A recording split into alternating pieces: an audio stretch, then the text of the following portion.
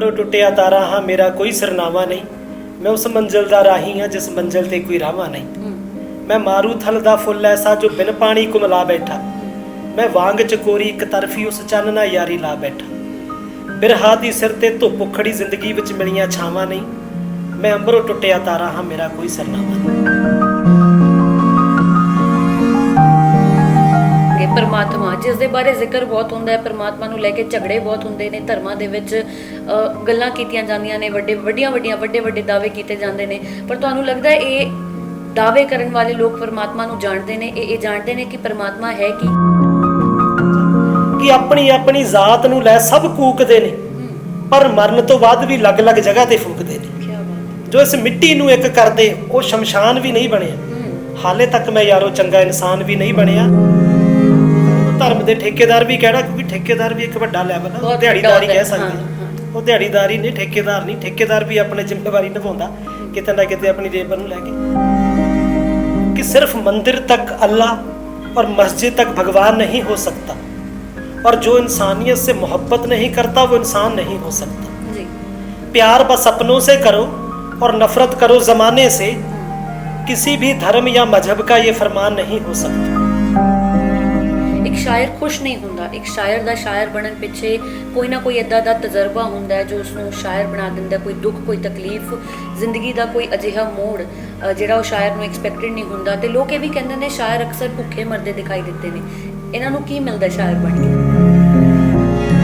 मैं बच्चे नूं वैसे ही अक्सर पूछ लिया, मैं कहा बेटा आप पढ़ते हो क्लास में? कहता हाँ जी।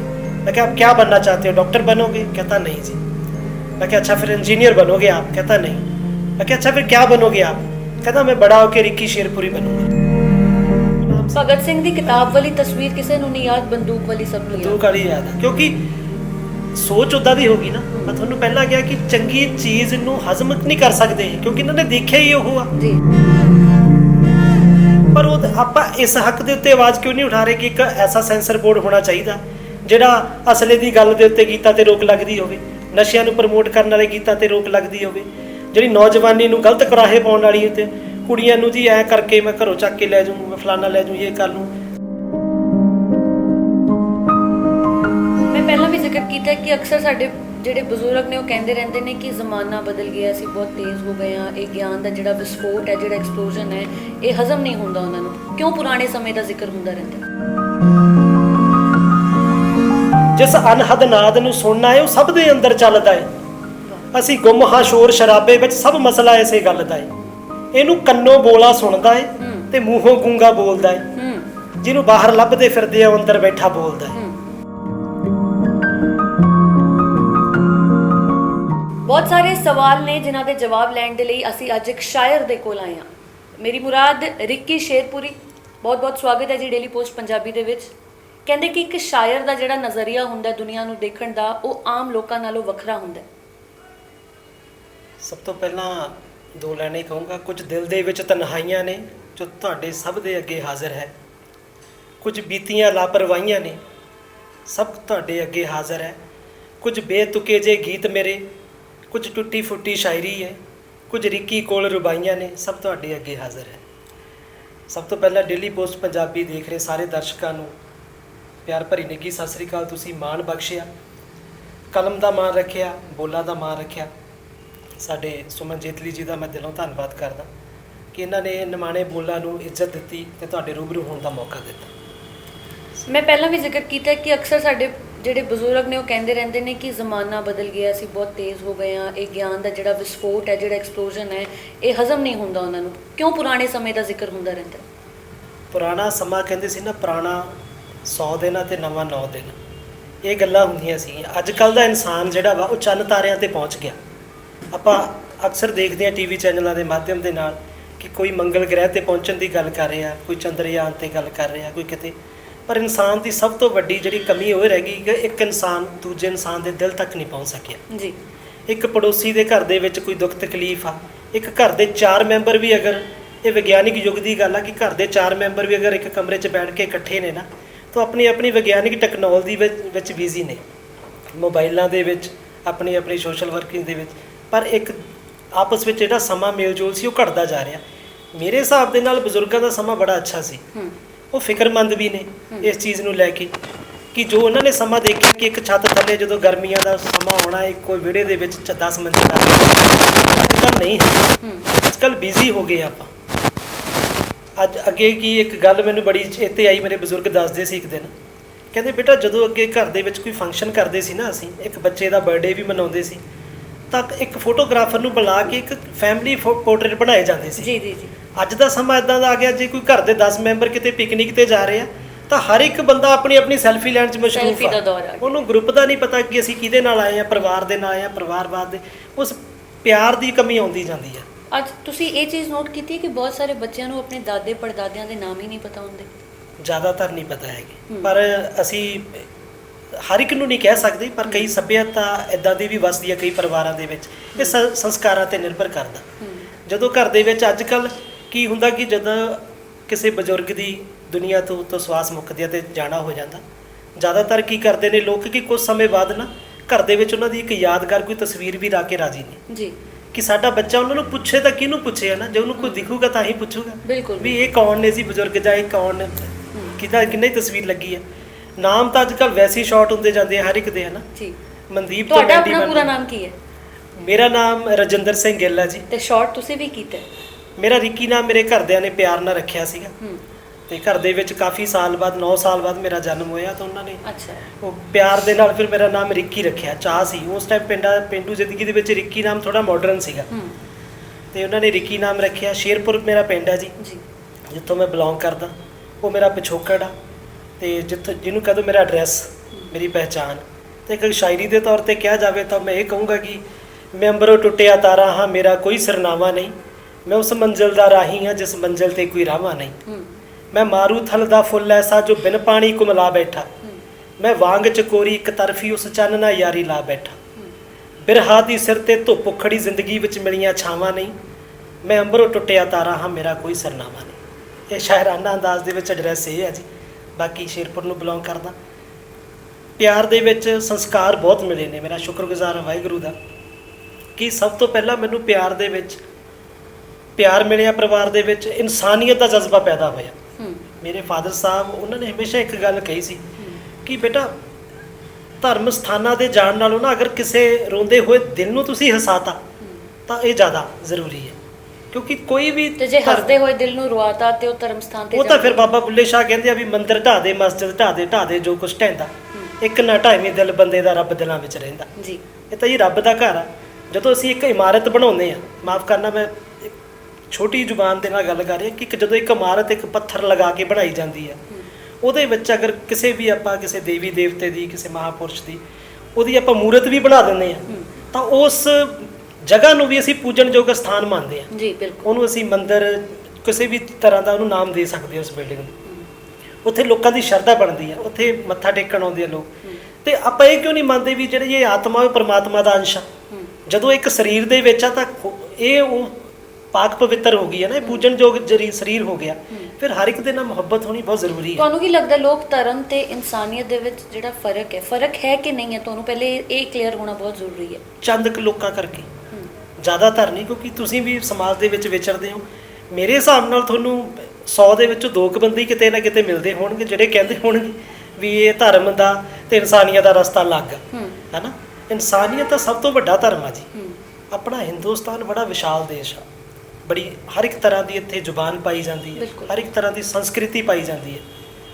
ਮੈਂ ਇੱਕ ਲਫ਼ਜ਼ਾਂ ਦੇ ਜ਼ਰੀਏ ਤੁਹਾਡੇ ਨਾਲ ਗੱਲ ਸਾਂਝੀ ਕਰੂੰਗਾ ਇਨਸਾਨੀਅਤ ਦੀ, कि सिर्फ मंदिर तक अल्लाह और मस्जिद तक भगवान नहीं हो सकता, और जो इंसानियत से मोहब्बत नहीं करता वो इंसान नहीं हो सकता। जी। प्यार बस अपनों से करो और नफ़रत करो ज़माने से, किसी भी धर्म या मजहब का ये फरमान नहीं हो सकता। वो धर्मी है, वो जमाती है, वो फलाना है, वो ढिमकाना, अरे सियासत करने वालों का कोई ईमान नहीं हो सकता। सियासत करने वालों का कोई ईमान नहीं हो सकता। शेर देखो कि उनके रोज़ों पे तुम शंख बजाओ, तुम्हारे नवरात्रों में वो अजान करे, अरे सब एक हो जाएं तो बताओ क्या काम नहीं हो सकता। बिल्कुल बिल्कुल। और जो चंद लोगों ने पढ़ा है नफरत के स्कूलों में, चंद लोगों की गल आ गई जी जी, जो चंद लोगों ने पढ़ा है नफरत के स्कूलों में, वो गीता नहीं हो सकती, वो कुरान नहीं हो सकता। और हिंदू मुस्लिम सिख ईसाई सभी का खून शामिल है। इन सबके बिना रिकी शेरपुरी हिंदुस्तान नहीं हो सकता। ਕਿਆ ਬਹੁਤ ਖੂਬ, ਬਹੁਤ ਖੂਬ।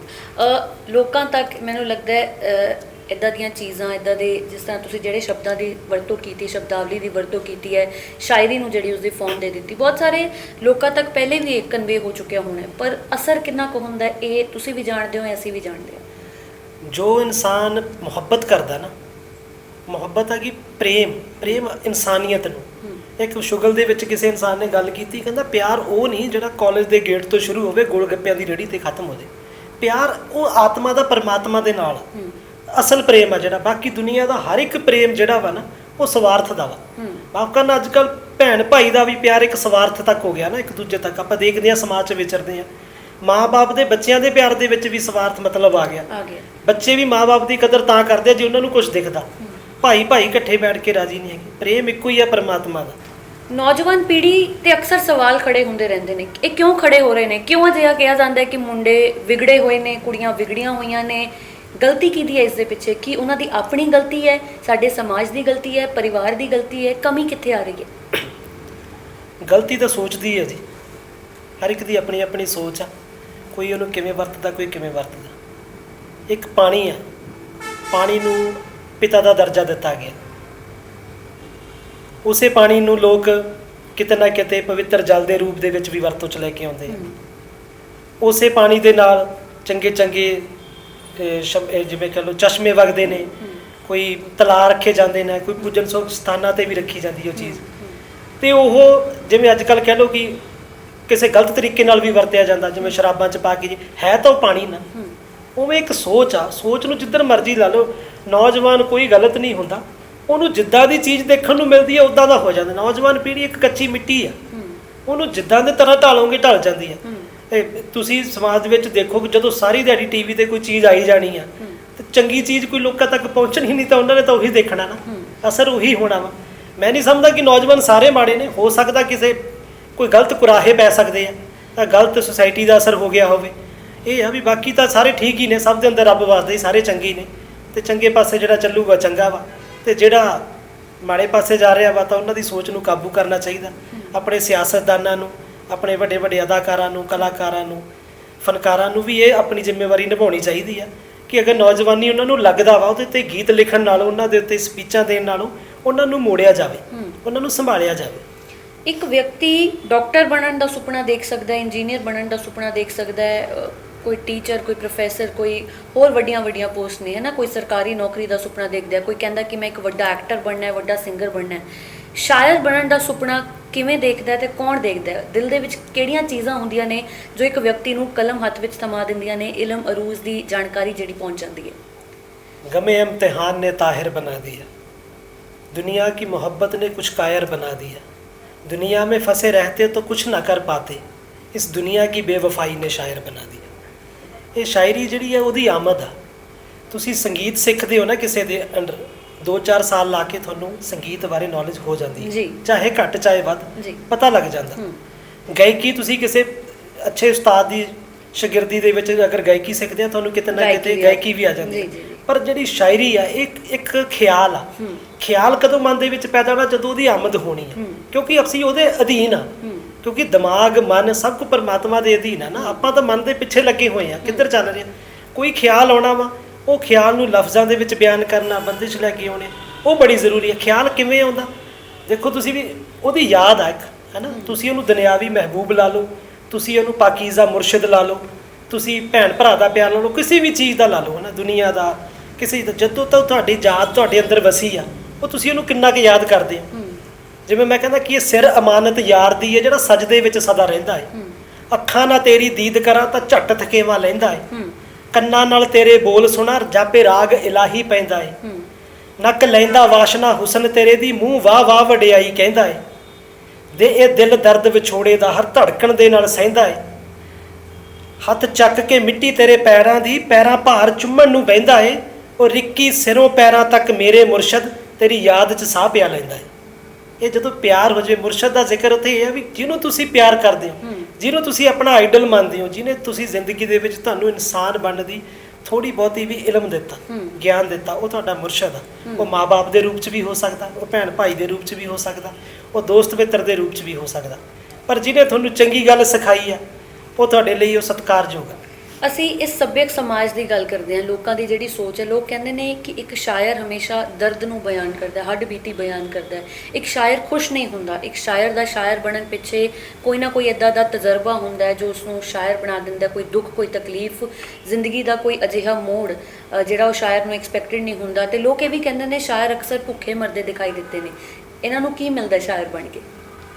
गम तो और भी एक दुनिया में मोहब्बत के सिवा न जाने लोग क्यों इश्क ही बदनाम करते हैं। ये वाला बहुत शायरां ਨਾਲ जुड़ी हुई है ना। पर ਇਹ ਤੁਹਾਡੀ ਗੱਲ ਬਿਲਕੁਲ ਆ ਕਿ ਦਿਲ ਦੇ ਵਿੱਚ ਜਦੋਂ ਵਲਵਲੇ ਪੈਦਾ ਹੁੰਦੇ ਆ, ਉਦਾਸੀ ਪੈਦਾ ਹੁੰਦੀ ਹੈ, ਤਨਹਾਈ ਪੈਦਾ ਹੁੰਦੀ ਹੈ, ਤਾਂ ਸ਼ਾਇਰੀ ਜਨਮ ਲੈਂਦੀ ਹੈ। ਇਹ ਜ਼ਰੂਰੀ ਆ ਕਿ ਦਿਲ ਦੇ ਵਿੱਚ ਦਰਦ ਵੀ ਹੋਣਾ ਬਹੁਤ ਜ਼ਰੂਰੀ ਆ। ਅਗਰ ਤੁਹਾਡੇ ਅੰਦਰ ਇਮੋਸ਼ਨਸ ਨਹੀਂ ਹੈਗੀ, ਤੁਸੀਂ ਮੁਹੱਬਤ ਨਹੀਂ ਕਰ ਸਕਦੇ ਇਨਸਾਨੀਅਤ। ਖੁਸ਼ੀ ਕੋਈ ਇਮੋਸ਼ਨ ਨਹੀਂ ਹੈ। ਇੱਕ ਖੁਸ਼ ਬੰਦਾ ਸ਼ਾਇਰ ਕਿਉਂ ਨਹੀਂ ਬਣ ਸਕਦਾ? ਖੁਸ਼ੀ ਦੇਖੋ, ਖੁਸ਼ੀ ਕਦ ਲਈ ਆਊਗੀ? ਖੁਸ਼ੀ ਉਹਨੂੰ ਸਮਾਜ ਦੇ ਵਿੱਚ ਅਗਰ ਚੰਗਾ ਮਿਲਿਆ ਤਾਂ ਹੀ ਹੈ ਨਾ ਖੁਸ਼ੀ। ਅਗਰ ਉਹਨੂੰ ਆਪਣੇ ਆਲੇ ਦੁਆਲੇ 'ਚ, ਉਹਦੇ ਪਰਿਵਾਰ ਦੇ ਵਿੱਚ ਖੁਸ਼ੀ ਦੀ ਅਹਿਮੀਅਤ ਉਹੀ ਸਮਝ ਸਕਦਾ ਜਿਹਨੇ ਦੁੱਖ ਦੇਖਿਆ। ਜੀ ਜੀ। ਸਾਡੇ ਕੋਲ ਪਾਣੀ ਆ, ਪਾਣੀ ਨੂੰ ਅਸੀਂ ਜੇ ਸਾਨੂੰ ਪਿਆਸ ਵੀ ਨਹੀਂ ਲੱਗੀ, ਸਾਨੂੰ ਪਿਆਸ ਵੀ ਨਹੀਂ ਲੱਗੀ, ਸਾਨੂੰ ਲਿਆ ਕੇ ਸਰਵਰ ਨੇ ਪਾਣੀ ਦੇਤਾ, ਅਸੀਂ 2 ਘੁੱਟਾਂ ਪੀ ਕੇ ਰੱਖਤਾ, ਸਾਨੂੰ ਉਹਦੀ ਕੀਮਤ ਨਹੀਂ ਪਤਾ। ਜੇ ਅਸੀਂ ਪਿਆਸੇ ਭਟਕਦੇ ਹੋਈਏ, ਅਸੀਂ ਪਾਣੀ ਦੀ ਤਲਾਸ਼ 'ਚ ਦਰ ਭਟਕੇ ਹੋਈਏ, ਦੂਰ ਦੂਰ ਤੱਕ ਕਿਲੋਮੀਟਰਾਂ ਦਾ ਸਫ਼ਰ ਤੈਅ ਕੀਤਾ ਹੋਵੇ, ਸਾਨੂੰ ਉਹਦੀ ਅਹਿਮੀਅਤ ਪਤਾ। ਤੇ ਖੁਸ਼ੀ ਦੀ ਅਹਿਮੀਅਤ ਵੀ ਉਹਨੂੰ ਪਤਾ ਹੁੰਦਾ ਜਿਹਨੇ ਦਰਦ ਹੰਢਾਇਆ ਹੋਵੇ, ਜਿਹਨੇ ਜ਼ਿੰਦਗੀ ਦੇ ਵਿੱਚ ਦਰਦ ਦੇਖਿਆ ਹੋਵੇ। ਬਾਕੀ ਦੁਨੀਆ ਦੇ ਸਮਾਜ ਦੇ ਹਰ ਇੱਕ ਹਿੱਸੇ ਦੇ ਵਿੱਚ ਕਿਤੇ ਨਾ ਕਿਤੇ ਦਰਦ ਆ, ਦੁਖਾਂਤ ਆ, ਪਰੇਸ਼ਾਨੀਆਂ ਨੇ। ਜਦੋਂ ਤੁਸੀਂ ਘਰੋਂ ਬਾਹਰ ਨਿਕਲਦੇ ਹੋ, ਤੁਸੀਂ ਦੇਖੋ ਕਿਤੇ ਬੇਰੁਜ਼ਗਾਰੀ, ਕਿਤੇ ਗਰੀਬੀ, ਕਿਤੇ ਨੰਗੇ ਪੈਰ ਸੜਕਾਂ, ਤੱਤੀਆਂ ਸੜਕਾਂ ਤੇ ਗਰੀਬ ਭਟਕ ਰਹੇ ਨੇ, ਕਿਤੇ ਸਿਰ ਤੇ ਉੱਤੇ ਛੱਤ ਨਹੀਂ ਹੈਗੀ, ਕਿਤੇ ਭੁੱਖਮਰੀ ਆ। ਲੋਕਾਂ ਦੇ ਵਿੱਚ ਇਨਸਾਨੀਅਤ ਖਤਮ ਹੁੰਦੀ ਜਾ ਰਹੀ ਹੈ। ਤੁਸੀਂ ਇੱਥੋਂ ਤੱਕ ਦੇਖ ਲਓ, ਮਾਂ-ਬਾਪ ਨੂੰ ਬੇਘਰ ਕੀਤਾ ਜਾ ਰਿਹਾ। ਕਿੰਨੇ ਦੁੱਖ ਨੇ, ਕਿੰਨਾ ਦੁਖਾਂਤ ਆ। ਇਹ ਕਿਤੇ ਨਾ ਕਿਤੇ ਕੋਈ ਸ਼ਾਇਰ ਇਕੱਲੀ ਖੁਸ਼ੀਆਂ ਤਾਂ ਨਹੀਂ ਲਿਖੀ ਜਾਂਦਾ। ਜੇ ਤੁਸੀਂ ਕਹਿੰਦੇ ਹੋ ਵੀ ਖੁਸ਼ੀਆਂ ਦੇ ਵਿੱਚ ਇਹ ਅਸਲੇ ਜਾਂ ਨਸ਼ੇ ਵਾਲਾ ਹੀ ਸ਼ਾਇਰੀ ਆ, ਉਹ ਸ਼ਾਇਰੀ ਨਹੀਂ ਹੈਗੀ। ਉਹ ਤਾਂ ਚਲੋ ਟ੍ਰੈਂਡਿੰਗ ਤਾਂ ਇਹੀ ਹੈ, ਇੱਕ ਮਸਾਲਾ ਹੈ ਨਾ। ਉਹ ਇੱਕ ਮਸਾਲਾ ਕਿ ਲੋਕ ਫਾਸਟ ਫੂਡ ਖਾਣਾ ਪਸੰਦ ਕਰਨ ਲੱਗ ਗਏ, ਦੇਸੀ ਘਿਓ ਹਜ਼ਮ ਨਹੀਂ ਹੁੰਦਾ ਹੈ ਨਾ। ਉਹ ਕਹਿੰਦੇ ਆ ਵੀ ਫਕੀਰ ਕभी रेत के मकानों में नहीं मिलता, जो असली घी है वो बनिए की दुकानों में नहीं मिलता। ਜੀ ਅਸਲੀ ਚੀਜ਼ ਤਾਂ ਪਿਓਰ ਹੈ ਜੀ, ਉਹ ਤਾਂ ਤੁਹਾਡੇ ਘਰਾਂ 'ਚ ਹੀ ਪੈਦਾ ਹੋਣੀ ਆ, ਉਹ ਤਾਂ ਅੰਦਰ ਹੀ ਤੁਹਾਡੇ ਵਲਵਲੇ ਪੈਦੇ ਹੋਣੇ ਆ। ਸਮਾਜ ਦੇ ਵਿੱਚ ਚੀਜ਼ ਉਹ ਹੋਣੀ ਚਾਹੀਦੀ ਆ ਜਿਹੜੀ ਤੁਸੀਂ ਅੱਜ ਲਿਖੀ ਆ, ਤੇ ਉਹਦੇ ਉੱਤੇ ਅਗਰ 10 ਸਾਲ ਬਾਅਦ ਵੀ ਕੋਈ ਬੰਦਾ ਉਹਨੂੰ ਪੜ੍ਹ ਰਿਹਾ ਵਾ ਤਾਂ ਉਹਦੇ ਤੇ ਅਸਰ ਕਰੇ। ਰਾਹਤ ਅੰਦੌਰੀ ਸਾਹਿਬ ਨਾਲ ਮੇਰੀ ਇੱਕ ਵਾਰ ਮੁਲਾਕਾਤ ਹੋਈ। ਉਹਨਾਂ ਨੇ ਮੈਨੂੰ ਕਿਹਾ, बेटा शेर वो है जो तुम्हारी जुबान से निकले और सुनने वाले के दिल पे दस्तक दे। शायरी वो नहीं कि वो चार अजकल के ਜਿਹੜੇ ਗੀਤ ਆ, ਮੈਂ ਸੱਚੀ ਇਹ ਮੰਨਦਾ ਕਿ ਉਹ ਸਿਰਫ ਟੀਵੀ ਤੱਕ ਸੀਮਤ ਰਹਿ ਗਏ ਨੇ ਹਨਾ। ਜਿੰਨਾ ਚਿਰ ਟੀਵੀ ਤੇ ਚੱਲਦੇ ਆ 2 ਮਹੀਨੇ, ਉਸ ਤੋਂ ਬਾਅਦ ਨਵਾਂ ਆ ਜਾਂਦਾ, ਪੁਰਾਣਾ ਭੁੱਲ ਜਾਂਦੇ ਆ, ਨਵਾਂ ਆ ਗਿਆ। ਤੀਜੇ ਦਿਨ ਕੋਈ ਨਵਾਂ ਕੋਈ ਆ ਗਿਆ, ਉਹ ਫਿਰ ਚੌਥਾ ਭੁੱਲ ਗਿਆ ਨਾ। ਗੀਤ ਵੈਸੇ ਵੀ ਹੁਣ ਜਵਾਬ ਦਾ ਰੂਪ ਲੈ ਚੁੱਕੇ ਨੇ। ਫਲਾਣੇ ਦਾ ਗੀਤ ਆਇਆ ਤਾਂ ਉਹ ਆਪਸੀ ਰੰਜਿਸ਼ਾਂ ਦਾ ਰੂਪ ਲੈ ਲਿਆ ਉਹਨਾਂ ਨੇ। ਸ਼ਾਇਰੀ ਤਾਂ ਸਕੂਨ ਸੀ, ਜਿਹੜੀ ਕਿਸੇ ਵੀ ਤਰ੍ਹਾਂ ਦੀ ਕਵਿਤਾ, ਗੀਤ, ਨਜ਼ਮ, ਗਜ਼ਲ, ਅਸ਼ਾਰ, ਕਥਾ ਹੈ ਨਾ, ਰੁਬਾਈ, ਕੋਈ ਵੀ ਚੀਜ਼ ਜਿਹੜਾ ਸੀਗਾ ਉਹ ਸਕੂਨ ਸੀ, ਰੂਹਦਾਰੀ ਸੀ। ਪਰ ਹੁਣ ਸ਼ਾਇਦ ਇਹਨਾਂ ਨੇ ਇਹ ਰੂਹਦਾਰੀ ਦੁਕਾਨਦਾਰੀ ਬਣ ਗਈ। ਜੀ ਜੀ ਬਿਲਕੁਲ, ਰੂਹਦਾਰੀ ਦੁਕਾਨਦਾਰੀ ਬਣ ਗਈ। ਤੁਸੀਂ ਦੁੱਖ ਤਕਲੀਫਾਂ ਪਰੇਸ਼ਾਨੀਆਂ ਦੀ ਗੱਲ ਕੀਤੀ ਹੈ। ਅਸੀਂ ਸਮਾਜ ਬਹੁਤ ਸਾਰੇ ਲੋਕਾਂ ਦੀ ਗੱਲ ਨਾ ਕਰਕੇ ਇੱਕ ਪਰਿਵਾਰ ਦੀ ਗੱਲ ਕਰਦੇ ਹਾਂ। ਮਾਂ-ਬਾਪ ਤੇ ਬੱਚਿਆਂ ਦੇ ਵਿਚਕਾਰ ਇੱਕ ਦੀਵਾਰ ਖੜੀ ਹੋ ਚੁੱਕੀ ਹੈ। ਬੱਚਿਆਂ ਨੂੰ ਇਹ ਲੱਗਦਾ ਹੈ ਕਿ ਉਹ ਜ਼ਿਆਦਾ ਜਾਣਦੇ ਨੇ, ਪਰ ਉਹ ਇਹ ਕਿਉਂ ਭੁੱਲ ਜਾਂਦੇ ਨੇ ਕਿ ਜਿਹੜਾ ਗਿਆਨ ਹੈ ਉਹ ਤਜਰਬੇ ਦੇ ਨਾਲ ਆਉਂਦਾ ਹੈ। ਮਾਂ-ਬਾਪ ਦਾ ਵੱਧ ਤਜਰਬਾ ਜਾਂ ਮਾਂ-ਬਾਪ ਦਾ ਗਿਆਨ ਉਹ ਬੱਚਿਆਂ ਨੂੰ ਹਜ਼ਮ ਨਹੀਂ ਹੁੰਦਾ, ਤੇ ਬੱਚਿਆਂ ਦਾ ਗਿਆਨ ਮਾਂ-ਬਾਪ ਨੂੰ ਹਜ਼ਮ ਨਹੀਂ ਹੁੰਦਾ। ਜਦੋਂ ਇੱਕ ਬੱਚਾ ਛੋਟਾ ਹੁੰਦਾ ਨਾ, ਇੱਕ ਐਗਜ਼ਾਮਪਲ ਆ ਕਿ ਇੱਕ ਬੱਚੇ ਨੇ ਇੱਕ ਵਿਹੜੇ ਦੇ ਵਿੱਚ ਇੱਕ ਸੱਪ ਨੂੰ ਖੇਡਦੇ ਦੇਖ ਲਿਆ। ਉਹਨੇ ਬੜਾ ਰੌਲਾ ਪਾਇਆ ਆਪਣੇ ਫਾਦਰ ਨੂੰ, ਮਦਰ ਨੂੰ, ਕਿ ਮੈਨੂੰ ਉਹ ਸੱਪ ਚਾਹੀਦਾ, ਉਹ ਖਿਡਾਉਣਾ ਚਾਹੀਦਾ। ਅੱਛਾ। ਉਹ ਬੜਾ ਤਰਲੋ ਮੱਛੀ ਹੋਇਆ, ਗਿੜਗੜਾਇਆ, ਰੌਲਾ ਪਾਇਆ। ਉਹਦੇ ਪੇਰੈਂਟਸ ਨੇ ਇਹਦੀ ਗੱਲ ਨਹੀਂ ਸੁਣੀ। ਉਹ ਕਹਿੰਦੇ ਵੀ ਇਹਨੂੰ ਪਤਾ ਨਹੀਂ, ਸਮਝ ਨਹੀਂ ਹੈਗੀ। ਫਿਰ ਉਹ ਤੜਪਦਾ ਰਿਹਾ। ਫਿਰ ਇੱਥੋਂ ਤੱਕ ਸਮਾਂ ਆ ਗਿਆ ਕਿ ਉਹਨੂੰ ਲੱਗਿਆ ਕਿ ਇਹ ਮੇਰੇ ਮਾਂ-ਬਾਪ ਮੇਰੀ ਖੁਸ਼ੀ ਨਹੀਂ ਦੇਖਣਾ ਚਾਹੁੰਦੇ। ਉਹ ਉਲਟਾ ਵੀ ਬੋਲਣ ਲੱਗ ਗਿਆ ਕਿ ਤੁਸੀਂ ਮੈਨੂੰ ਪਿਆਰ ਹੀ ਨਹੀਂ ਕਰਦੇ, ਤੁਸੀਂ ਕੀਤਾ ਕੀ ਹੈ ਮੇਰੇ ਲਈ, ਹੈ ਨਾ। ਪਰ ਜਦੋਂ ਹੌਲੀ ਹੌਲੀ ਅਕਲ ਆਉਂਦੀ ਹੈ ਨਾ, ਜਦੋਂ ਹੌਲੀ ਬੰਦਾ ਅਕਲਮੰਦ ਹੋ ਜਾਂਦਾ, ਸਮਾਜ ਦੇ ਵਿੱਚ ਮੈਚਿਓਰਿਟੀ ਜਿਹਨੂੰ ਕਹਿੰਦੇ ਆਉਂਦੀ, ਉਹਨੂੰ ਬਾਅਦ 'ਚ ਪਤਾ ਲੱਗਿਆ ਕਿ ਇਹਨਾਂ ਨੇ ਮੌਤ ਤੋਂ ਬਚਾਇਆ, ਕਿ ਇਹਨਾਂ ਨੇ ਮੈਨੂੰ ਮਾੜੀ ਚੀਜ਼ ਤੋਂ ਬਚਾਇਆ ਸੀ, ਇਹ ਮੇਰੇ ਲਈ ਖਤਰਨਾਕ ਸੀ। ਉਦੋਂ ਉਹਨੂੰ ਸਮਝ ਨਹੀਂ ਆਉਂਦੀ। ਹਰ ਇੱਕ ਚੀਜ਼ ਦਾ ਇੱਕ ਟਾਈਮ ਹੁੰਦਾ, ਟਰਨਿੰਗ ਪੁਆਇੰਟ ਹੁੰਦਾ ਲਾਈਫ ਦਾ। ਠੀਕ ਆ ਕਿ ਜਿਹੜੇ ਅੱਜ ਗਲਤੀਆਂ ਕਰਦੇ ਆ ਉਹਨਾਂ ਨੂੰ ਕਿਤੇ ਪਤਾ ਨਹੀਂ ਲੱਗਦਾ, ਸਭ ਪਤਾ ਹੀ ਹੈ। ਸਭ ਪਰਮਾਤਮਾ ਨੇ ਇਹ ਬਣਤਰ ਬਣਾਈ ਹੋਈ ਆ। ਬਾਕੀ ਕਰਮਾਂ ਦਾ ਵਾ, ਨਸੀਬਾਂ ਦੀ ਗੱਲ ਆ। ਮੈਂ ਤਾਂ ਹੱਥ ਜੋੜ ਕੇ ਬੇਨਤੀ ਕਰਾਂ ਵੀ ਦੇਖੋ ਮਾਂ-ਬਾਪ ਦੀ ਸੇਵਾ ਤੇ ਉਹਨਾਂ ਦੇ ਸੰਸਕਾਰਾਂ ਤੇ ਉਹਨਾਂ ਦੀ ਇੱਜ਼ਤ ਤੋਂ ਵੱਧ ਕੇ ਦੁਨੀਆ ਤੇ ਉੱਤੇ ਕੋਈ ਕੰਮ ਨਹੀਂ ਜੀ। ਜਿਨ੍ਹਾਂ ਨੇ ਤੁਹਾਨੂੰ ਦੁਨੀਆ ਦਿਖਾਈ ਹੈ, ਇੱਕ ਪਰਮਾਤਮਾ ਜਿਹਨੇ ਸ੍ਰਿਸ਼ਟੀ ਰਚੀ ਆ, ਜਿਹਨੇ ਤੁਹਾਡੇ ਅੰਦਰ ਆਤਮਾ ਪੈਦਾ ਕੀਤੀ ਹੈ, ਤੇ ਇੱਕ ਤੁਹਾਡੇ ਮਾਂ-ਬਾਪ ਜਿਨ੍ਹਾਂ ਨੇ ਇੱਕ ਸਰੀਰ ਦੇ ਰੂਪ ਦੇ ਵਿੱਚ ਤੁਹਾਨੂੰ ਦੁਨੀਆ ਦੇ ਵਿੱਚ ਵਿਚਰਨ ਜੋਗਾ ਕੀਤਾ। ਉਹਨਾਂ ਦਾ ਸਤਿਕਾਰ ਕਰੋ। ਬਾਕੀ ਨੌਜਵਾਨਾਂ ਦੀ ਹਰ ਇੱਕ ਦੀ ਆਪਣੀ ਸੋਚ ਆ। 4 ਕੁ ਦਿਨ ਲਈ ਕੋਈ ਬੰਦਾ ਭਟਕ ਸਕਦਾ ਹੈ ਨਾ, ਪਰ ਆਉਣਾ ਉੱਥੇ ਹੀ ਆ। ਪਰ ਜਦੋਂ ਦੇਖਦੇ ਹੋ ਨੌਜਵਾਨ ਪੀੜ੍ਹੀ ਆਪਣੇ ਹੱਕਾਂ ਦੀ ਗੱਲ ਨਾ ਕਰਕੇ ਗਾਇਕਾਂ ਨੂੰ ਸਪੋਰਟ ਕਰਦੀ ਹੈ, ਤੇ ਜਿਹੜੇ ਸਪੋਰਟਰਸ ਹੁੰਦੇ ਨੇ ਉਹ ਆਪਸ ਦੇ ਵਿੱਚ ਭਿੜ ਜਾਂਦੇ ਨੇ, ਲੈ ਟਾਈਮ ਪਾ ਲੈ, ਤੂੰ ਮੈਨੂੰ ਮਿਲ ਲੈ। ਤੁਸੀਂ ਪਿੱਛੇ ਜੇ ਦੇਖਿਆ ਹੋਣਾ ਸੋਸ਼ਲ ਮੀਡੀਆ ਤੇ ਕਿਹੜਾ ਮੁੱਦਾ ਜਿਹੜਾ ਭਖਿਆ ਸੀ। ਹੱਕਾਂ ਦੀ ਗੱਲ ਨਹੀਂ ਕਰ ਰਹੇ ਹੋ, ਆਪਣੀ ਨੌਕਰੀ, ਅਸੀਂ ਜੌਬਲੈਸ ਹਾਂ ਤੇ ਅਸੀਂ ਸਰਕਾਰ ਤੋਂ ਇਹ ਸਵਾਲ ਕਿਉਂ ਨਹੀਂ ਪੁੱਛ ਰਹੇ ਕਿ ਘਰ ਘਰ ਨੌਕਰੀ ਕਿਉਂ ਨਹੀਂ ਪਹੁੰਚੀ। ਅਸੀਂ ਇੱਕ ਦੂਸਰੇ ਨੂੰ ਇਹ ਸਵਾਲ ਪੁੱਛ ਰਹੇ ਹਾਂ ਕਿ ਤੂੰ ਮੇਰੇ ਫੇਵਰਿਟ ਸਿੰਗਰ ਨੂੰ ਕਿਸ ਤਰ੍ਹਾਂ ਗਾਲ ਕੱਢ ਸਕਦਾ ਹੈ, ਤੂੰ ਉਸ ਬਾਰੇ ਕਿਸ ਤਰ੍ਹਾਂ ਮਾੜਾ ਬੋਲ ਸਕਦਾ ਹੈ। ਸਾਡੀ ਜ਼ਿੰਦਗੀ ਦੇ ਵਿੱਚ, ਸਾਡੇ ਸਮਾਜ ਦੇ ਵਿੱਚ ਕਿੱਡਾ ਵੱਡਾ ਇੱਕ ਹਾਦਸਾ ਵਾ ਸਾਡੇ ਆਪਣੇ ਆਪ ਨਾਲ ਬੀਤ ਰਿਹਾ ਵਾ। ਉਹ ਇਹ ਆ ਕਿ ਜੋ ਇੰਟਰਨੈਟ ਦੀ ਸਹੀ ਵਰਤੋਂ ਨਹੀਂ ਹੈਗੀ। ਸਾਨੂੰ 2-250 ਰੁਪਏ ਦਾ ਇੱਕ ਇੰਟਰਨੈਟ ਪਵਾ ਕੇ ਅਸੀਂ ਮਹੀਨੇ ਲਈ ਆਪਣੇ ਆਪ ਨੂੰ ਬਹੁਤ ਵੱਡਾ ਬਿਜ਼ਨਸਮੈਨ ਸਮਝਣ ਲੱਗ ਜਾਂਦੇ ਹਾਂ। ਦੁਨੀਆਦਾਰੀ ਦੇ ਪੂਰੀ ਦੁਨੀਆ ਦੇ ਜਾਣਕਾਰ ਸਮਝਣ ਲੱਗ ਜਾਂਦੇ ਕਿ ਸਾਰੀ ਦੁਨੀਆ ਮੇਰੇ ਹੱਥ 'ਚ ਆ। ਕਿਸੇ ਨੇ ਤੁਹਾਡੀ ਸਾਰ ਨਹੀਂ ਲੈਣੀ। ਸੱਚੀ ਗੱਲ ਕਹਿੰਦਾ, ਆਪਣੇ ਹੱਕਾਂ ਲਈ ਲੜਨਾ। ਅਗਰ ਭਗਤ ਸਿੰਘ ਹੋਣੀ ਜਾਂ ਜਿੰਨੇ ਆਪਣੇ ਆਜ਼ਾਦੀ ਘੁਲਾਟੀਏ ਹੋਏ ਆ ਜਾਂ ਕੁਝ ਵੀ ਇਦਾਂ ਹੀ ਸੋਚਦੇ ਰਹਿੰਦੇ ਤਾਂ ਅਸੀਂ ਅੱਜ ਵੀ ਗੁਲਾਮ ਸੀ। ਭਗਤ ਸਿੰਘ ਦੀ ਕਿਤਾਬ ਵਾਲੀ ਤਸਵੀਰ ਕਿਸੇ ਨੂੰ ਨਹੀਂ ਯਾਦ, ਬੰਦੂਕ ਵਾਲੀ ਸਭ ਨੂੰ ਬੰਦੂਕ ਵਾਲੀ ਯਾਦ ਆ, ਕਿਉਂਕਿ ਸੋਚ ਉਦਾਂ ਦੀ ਹੋ ਗਈ ਨਾ। ਮੈਂ ਤੁਹਾਨੂੰ ਪਹਿਲਾਂ ਕਿਹਾ ਕਿ ਚੰਗੀ ਚੀਜ਼ ਨੂੰ ਹਜ਼ਮ ਨਹੀਂ ਕਰ ਸਕਦੇ ਕਿਉਂਕਿ ਇਹਨਾਂ ਨੇ ਦੇਖਿਆ ਹੀ ਉਹ ਆ। ਜੀ ਜੀ। ਦੇਖੋ ਹਰੇਕ ਚੀਜ਼ ਦੇ ਉੱਤੇ ਸੈਂਸਰ ਬੋਰਡ ਲੱਗਿਆ। ਤੁਸੀਂ ਮੀਡੀਆ ਵਾਲੇ ਹੋ, ਤੁਹਾਨੂੰ ਵੀ ਇੱਕ ਚੀਜ਼ ਦੀ ਆਵਾਜ਼ ਉਠਾਉਣੀ ਚਾਹੀਦੀ। ਹਰ ਇੱਕ ਚੀਜ਼ ਦਾ ਸੈਂਸਰ ਬੋਰਡ ਬਣਦਾ। ਜਦੋਂ ਕਿਸੇ ਕੋਈ ਆਪਾਂ ਨੂੰ ਲੱਗਦਾ ਕਿਸੇ ਦੇ ਵਿੱਚ ਕੋਈ ਆਹ ਚੀਜ਼ ਆ ਰਹੀ ਹੈ, ਕਿੰਨਾ ਮੁੱਦਾ ਭਟਕ ਜਾਂਦਾ, ਕਿੰਨਾ ਭੜਕਾਇਆ ਜਾਂਦਾ, ਉਠਾਏ ਜਾਂਦੇ ਆ। ਪਰ ਉਹ ਆਪਾਂ ਇਸ ਹੱਕ ਦੇ ਉੱਤੇ ਆਵਾਜ਼ ਕਿਉਂ ਨਹੀਂ ਉਠਾ ਰਹੇ ਕਿ ਇੱਕ ਐਸਾ ਸੈਂਸਰ ਬੋਰਡ ਹੋਣਾ ਚਾਹੀਦਾ ਜਿਹੜਾ ਅਸਲੇ ਦੀ ਗੱਲ ਦੇ ਉੱਤੇ ਗੀਤਾਂ ਤੇ ਰੋਕ ਲੱਗਦੀ ਹੋਵੇ, ਨਸ਼ਿਆਂ ਨੂੰ ਪ੍ਰਮੋਟ ਕਰਨ ਵਾਲੇ ਗੀਤਾਂ ਤੇ ਰੋਕ ਲੱਗਦੀ ਹੋਵੇ, ਜਿਹੜੀ ਨੌਜਵਾਨੀ ਨੂੰ ਗਲਤ ਕੁਰਾਹੇ ਪਾਉਣ ਵਾਲੀ ਉੱਤੇ, ਕੁੜੀਆਂ ਨੂੰ ਜੀ ਐਂ ਕਰਕੇ ਮੈਂ ਘਰੋਂ ਚੱਕ ਕੇ ਲੈ ਜਾਊਂ, ਮੈਂ ਫਲਾਨਾ ਲੈ ਜਾਊਂ, ਇਹ ਕਰ ਲੂੰ, ਦਨਾਲੀਆਂ ਦੀ ਛਾਂ ਕਰਕੇ ਬਣ ਗਈਆਂ ਨੇ। ਦੇਖੋ ਜੀ, ਸਭ ਗੀਤ ਬੋਲ ਉਹੀ ਨੇ ਜੋ ਤੁਸੀਂ ਸਮਾਜ ਦੇ ਵਿੱਚ ਕੋਈ ਵੀ ਗੀਤ ਕੋਈ ਲਿਖਦਾ ਨਾ, ਜਦੋਂ ਸਭ ਤੋਂ ਪਹਿਲਾਂ ਉਹਨੂੰ ਆਪਣੀ ਭੈਣ ਨੂੰ ਸੁਣਾਉਣਾ ਚਾਹੀਦਾ। ਉਹਨੂੰ ਆਪਣੀ ਭੈਣ ਨੂੰ, ਤੁਹਾਨੂੰ ਲੱਗਦਾ ਸੈਂਸਰ ਬੋਰਡ ਤਾਂ ਚਲੋ ਬਹੁਤ ਵੱਡੀਆਂ ਗੱਲਾਂ ਨੇ, ਦੂਰ ਦੀਆਂ ਗੱਲਾਂ ਨੇ। ਇੱਕ ਇਨਸਾਨ ਜੇ ਆਪਣੀ ਦਾਇਰਾ ਇੱਕ ਸੀਮਤ ਕਰ ਲੇ ਕਿ ਮੇਰੀ ਸੋਚ ਦਾ, ਮੇਰੀ ਜ਼ੁਬਾਨ ਦਾ, ਮੇਰੇ ਬੋਲਾਂ ਦਾ ਇਹ ਦਾਇਰਾ ਹੋਏਗਾ ਤੇ ਇਹ ਗੱਲਾਂ ਇੱਥੇ ਤੱਕ ਪਹੁੰਚਣ ਹੀ ਨਾ। ਇਹ ਦਾਇਰਾ ਕਿੱਦਾਂ ਹੋ ਸਕਦਾ ਵਾ ਜੇ ਕੋਈ ਆਪਾਂ ਉਹਨਾਂ ਨੂੰ ਪਰੋਸਿਆ ਹੀ ਉਹੀ ਜਾਂਦਾ ਸਵੇਰ ਤੋਂ ਸ਼ਾਮ ਤੱਕ। ਜਿਸ ਤਰ੍ਹਾਂ ਮੈਂ ਪਹਿਲਾਂ ਵੀ ਕਿਹਾ ਸੀ ਕਿ ਇੱਕ ਸ਼ਾਇਰ ਦਾ ਜਿਹੜਾ ਨਜ਼ਰੀਆ ਹੁੰਦਾ ਹੈ ਜ਼ਿੰਦਗੀ ਨੂੰ ਦੇਖਣ ਦਾ, ਦੁਨੀਆ ਨੂੰ ਦੇਖਣ ਦਾ ਜਾਂ ਸਮਾਜ ਨੂੰ ਦੇਖਣ ਦਾ, ਉਹ ਇੱਕ ਆਮ ਇਨਸਾਨ ਨਾਲੋਂ ਵੱਖਰਾ ਹੁੰਦਾ ਹੈ। ਸਾਨੂੰ ਤਾਂ ਗੱਲਬਾਤ ਕਰਕੇ ਬਹੁਤ ਚੰਗਾ ਲੱਗਿਆ। ਹੋ ਸਕਦਾ ਬਹੁਤ ਸਾਰੇ ਦਰਸ਼ਕ ਇਹ ਉਡੀਕ ਕਰ ਰਹੇ ਹੋਣ ਕਿ ਕਦੋਂ ਕਿਸੇ ਗਾਇਕ ਦਾ ਨਾਮ ਲਿਆ ਜਾਏਗਾ, ਕਦੋਂ ਕਿਸੇ ਗਾਇਕ ਦਾ ਜ਼ਿਕਰ ਹੋਏਗਾ, ਕਦੋਂ ਕੋਈ ਅਜਿਹੀ ਗੱਲ ਕੀਤੀ ਜਾਏਗੀ ਜਿਸ ਦੇ ਨਾਲ ਮਿਰਚ ਮਸਾਲੇ ਲੱਗਣਗੇ। ਪਰ ਇਹ ਬਹੁਤ ਆਮ ਗੱਲਾਂ ਅਸੀਂ ਕੀਤੀਆਂ ਨੇ। ਬਹੁਤ ਸਾਰੇ ਲੋਕਾਂ ਨੂੰ ਗੱਲਾਂ ਪਸੰਦ ਵੀ ਆਉਣਗੀਆਂ, ਬਹੁਤ ਸਾਰੀਆਂ ਗੱਲਾਂ ਅਜਿਹੀਆਂ ਵੀ ਨੇ ਸੱਚ ਨੇ, ਕੌੜੀਆਂ ਲੱਗਣਗੀਆਂ। ਪਰ ਜੇਕਰ ਕਿਸੇ ਨੂੰ ਬੁਰਾ ਲੱਗਿਆ ਤਾਂ ਹੱਥ ਜੋੜ ਕੇ ਮਾਫੀ ਮੰਗਦੇ ਹਾਂ। ਇਸ ਪੇਸ਼ਕਸ਼ 'ਚ ਫਿਲਹਾਲ ਬਸ ਇੰਨਾ ਹੀ। ਮੈਨੂੰ ਦਿਓ ਇਜਾਜ਼ਤ। ਧੰਨਵਾਦ।